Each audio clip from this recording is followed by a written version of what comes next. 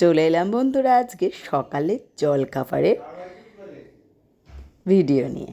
এখানে দেখো তড়কা সিদ্ধ করে রেখেছি একটু নুন দিয়ে, আর এটা দেখো ডিমের ভুজিয়া করে রাখা আছে।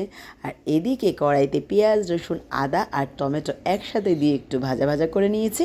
তারপরে এর মধ্যে দিয়ে দেবো একটু পরিমাণ মতো হলুদ, স্বাদ মতো লবণ, আর দেব 1 চামচ জিরে। ব্যাস, ঝটপট সকালে একদম লাইট ব্রেকফাস্ট বন্ধুরা।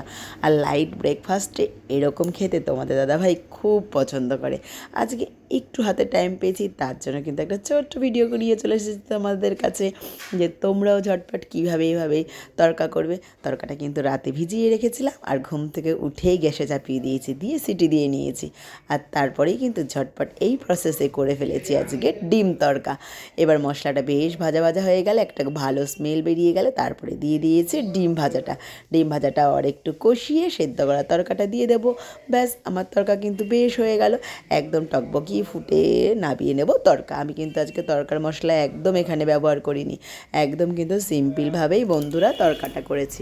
আর এদিকে তাড়াতাড়ি করে আটা মেখে নিয়েছি। আর এরকম গোল গোল ফোলা ফোলা রুটি খেতে কে কে ভালোবাসো বন্ধুরা, অতি অবশ্যই কমেন্টে জানাবে।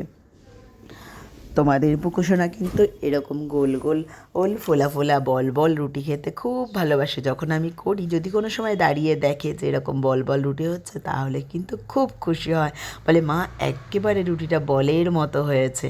তো বন্ধুরা, তোমাদের বাড়ির বাচ্চারা কে কীরকম ভালোবাসে অতি অবশ্যই জানিও কমেন্টে। আর এদিকে দেখো আমার রুটি করা হয়েও গেছে, আর এদিকে সবার টিফিনও কিন্তু আমার প্যাক করা হয়ে গেছে।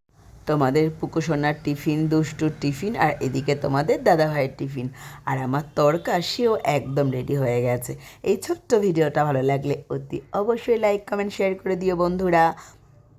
পারলে একটা সাবস্ক্রাইব করে রেখো নতুন ভিডিও পাওয়ার জন্য। চলো টাটা।